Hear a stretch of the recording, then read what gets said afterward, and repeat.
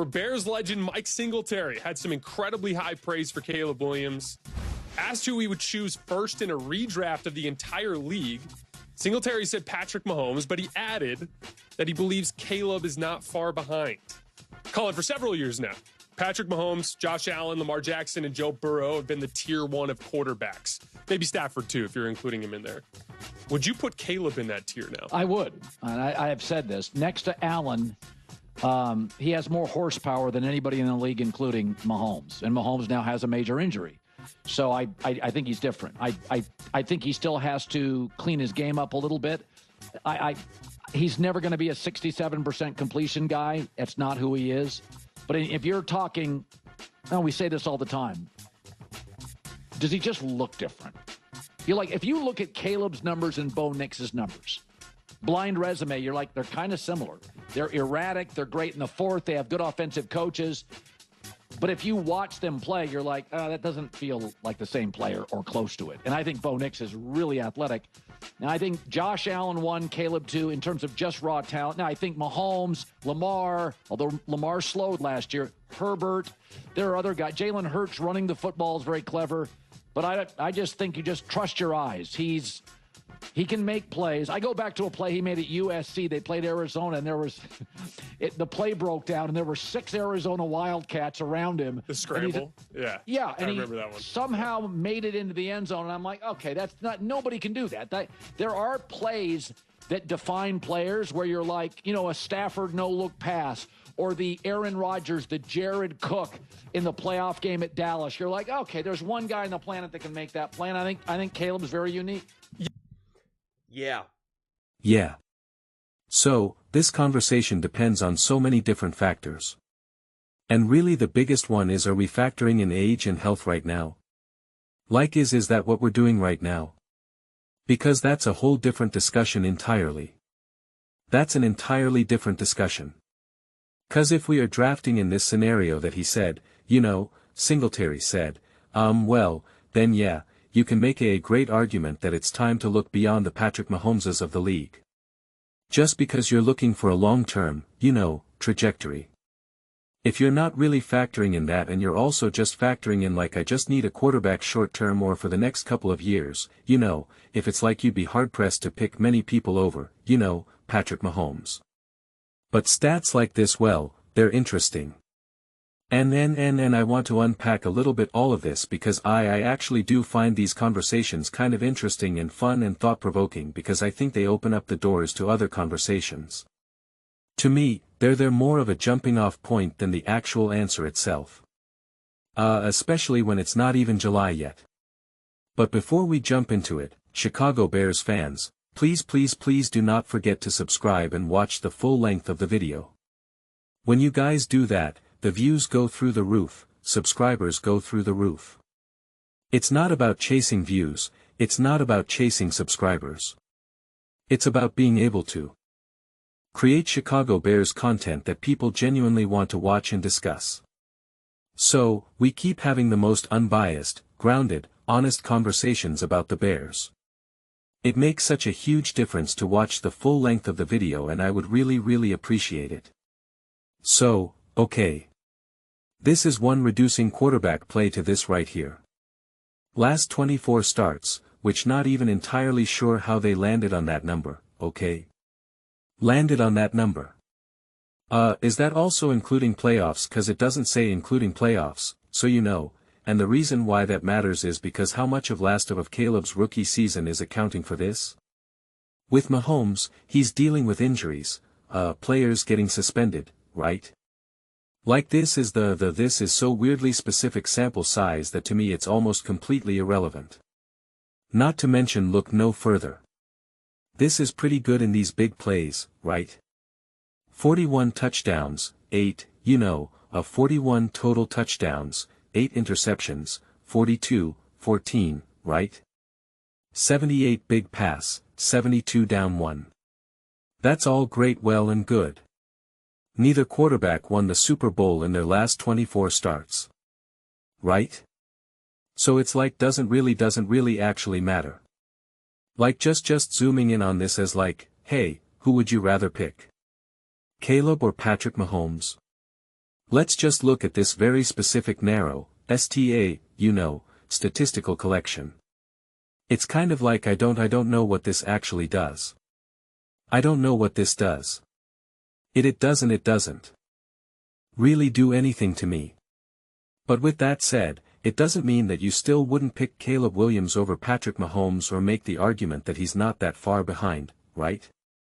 It's not to say that the conclusion is wrong. This isn't the way that you go about it. And I feel, again, I feel bad 'cause I say this all the time, but like I'm on the record. I'm on the record being as clear as possible saying that if Caleb elevates and Caleb grows and evolves as a quarterback and can start to execute that offense significantly better. Maybe not get the 67% play, getting a lot closer than Colin apparently thinks Caleb is capable of. You become this elite 2018 version of the Kansas City Chiefs, right? So, like I see the parallels. I see the excitement. I see it. It all comes down to the execution, and really the growth of Caleb from the neck up more than just his raw horsepower. And one of the biggest tragedies that we've seen, whether it be Lamar, Josh Allen, and I do see it as a bit of a tragedy. People always and again, I understand why they think this, but like people always say that I downplay Patrick Mahomes and elevate Andy Reid too much.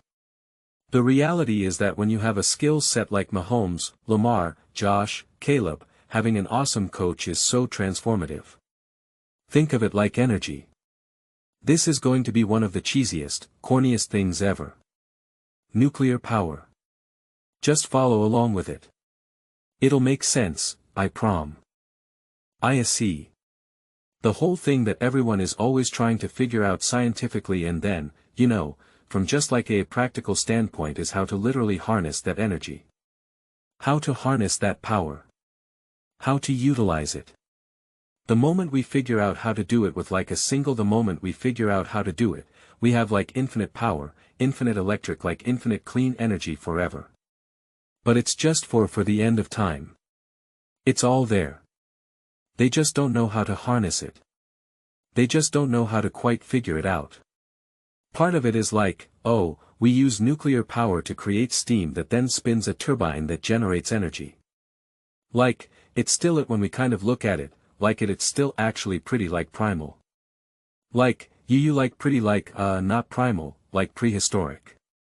Like it's pretty primitive, right? Like it's not ultimately what we will be looking to do 100 years from now, 1,000 years from now.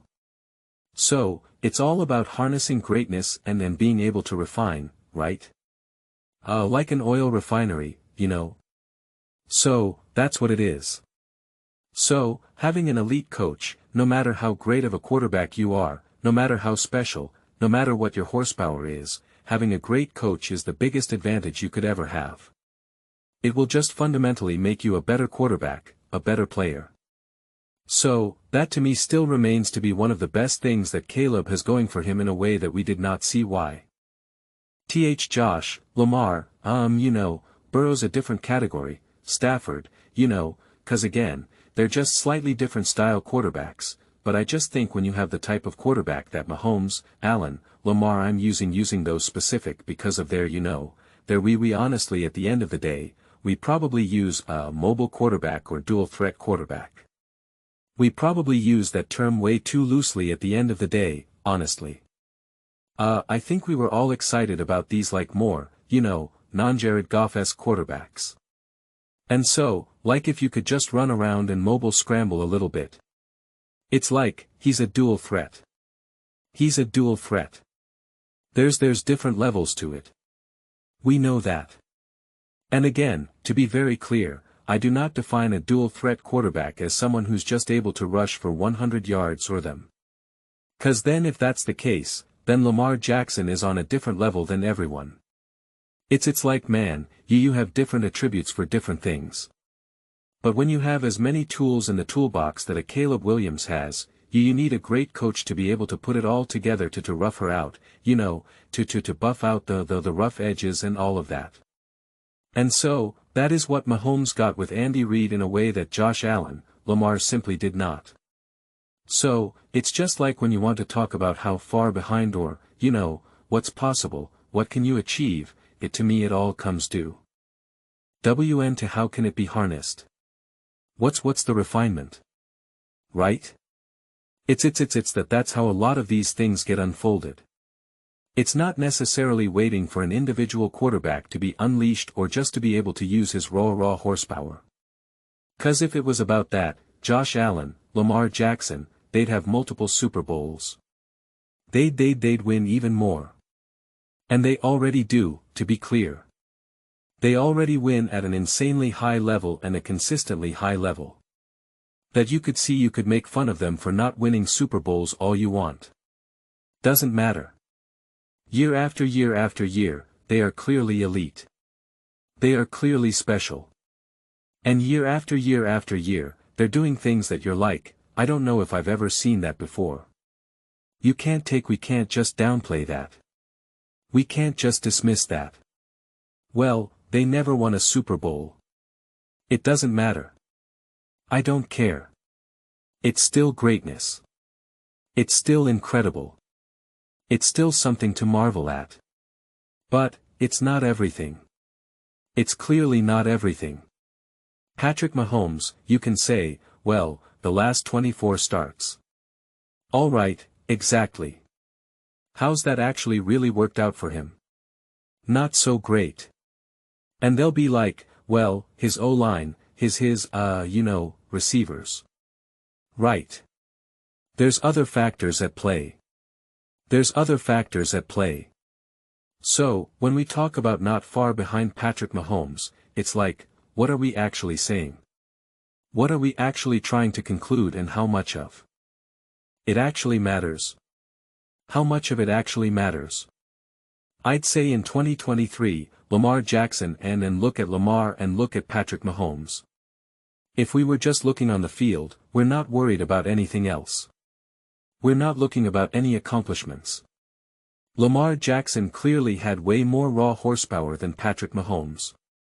If you just looked at that and you had no idea what either quarterback had done in the past, you would look at that and say, wow, for 2024, you would be like Lamar is different. He's moving different. He can do more than Patrick Mahomes. But Patrick Mahomes was a better complete quarterback. It wasn't about the big plays. It wasn't about these types of things. It wasn't about the completions of 20 or more yards. It was about his ability to operate, his ability to execute, his ability that in the fourth quarter, 7 minutes to go, 3rd and 7, Patrick Mahomes was very comfortable and knew exactly what he needed to do and also have a conversation with Andy Reid and understand, hey, we're on the same page here.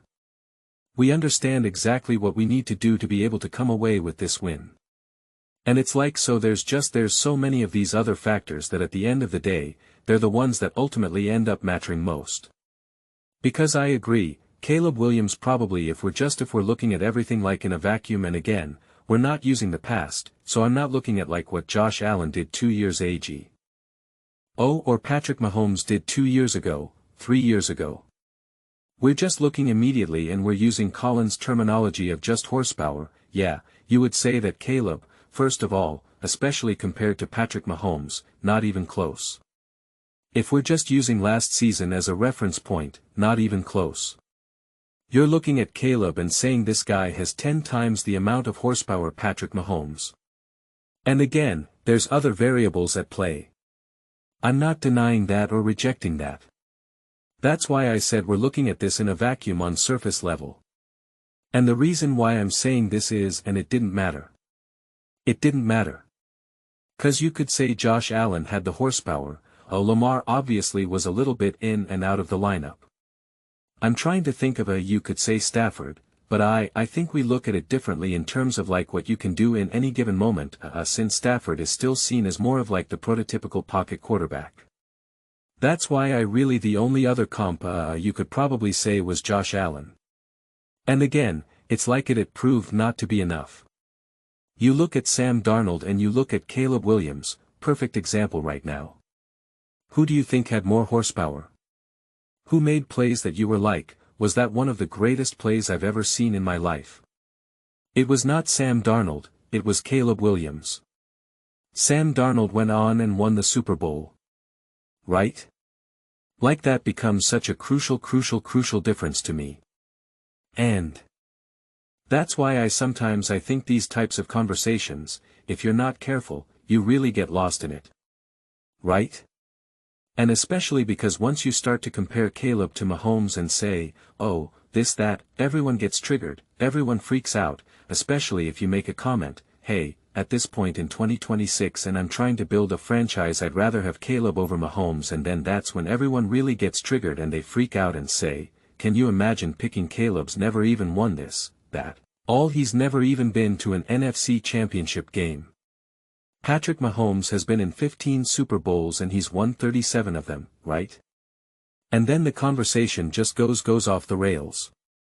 And that's why it's like you got to just take it slow. You got to unpack it, you got to be comfortable having uncomfortable conversations, you got to look at it from both sides, and you have to just not be too beholden to the conclusions either and just kind of float around it and just look at it 360 degrees. Zoom in, zoom out, zoom in, zoom out. And try to figure out like what are you even actually saying here? What are you actually trying to figure out? Because even in a fun hypothetical or just, hey, you know, whatever, it's middle of June, let's just talk football. I still like to try to figure out like what's the purpose of the conversation. Like what conclusion, snorts, are we ultimately trying to draw here? What is the conversation that's actually being had? And at the end of the day it's just greatness. Is Caleb Williams great? Is he special? Is he spectacular? And it's just like he's clearly already shown his ability for greatness, right? We've seen those moments. But Patrick Mahomes was able to get to that true next level because of himself as well as other factors at hand. And Patrick Mahomes has proven to be able to do those things when the price is right, when the situation is right, when the causes and conditions are right. In a way that there's many spectacular quarterbacks that haven't proven to be able to do that. Caleb being one of them. Lamar being one of them, right? So, it's just like that's when the conversation starts to get a little bit more interesting and a lot more nuanced. But, yeah. I mean, I still always very much use Patrick Mahomes as the barometer as well. That's why again, people always say, why do you always compare to Patrick Mahomes? And it's like, 'cause he's the barometer. He's the placeholder. Like, there would be no point in doing this and comparing this right now to like Lamar, Dak Prescott. It's just like, what would be the point? Patrick Mahomes. But, with that said, comparing the last 24 starts essentially tells me nothing. I said Colin even talked about earlier when he brought up like Bo Nix and Caleb, which I'm definitely going to turn that into a video 'cause I want to talk about that. UK. IND of just proved by this means nothing here. This is just these stats are just too weirdly specific to me. To the point where, you know, people think that I cooked the books, which I honestly try my best never to do. I couldn't even in good faith, I couldn't even do something like this 'cause it just doesn't make sense. It does not make any sense. At all. But, those are just my thoughts. I'd absolutely love to hear yours. What do you guys all think about Caleb Williams being not far behind Patrick Mahomes? Would you take Caleb over Mahomes? Let me know your thoughts in the comments below. I read every single comment, whether you agree with me or disagree with me. Either way, let's get into some discussions. Let's get into some fights. But, ultimately, let's just have some fun. Please do consider subscribing. We're building an amazing community here. I'd absolutely love to see you part of it. I want to build something that we all generally feel connected to. Something that we're really excited to be part of. We're well on our way to doing it. Please don't forget to give this video a thumbs up as it really does help visibility and the algorithm. Thank you so much. See you next time.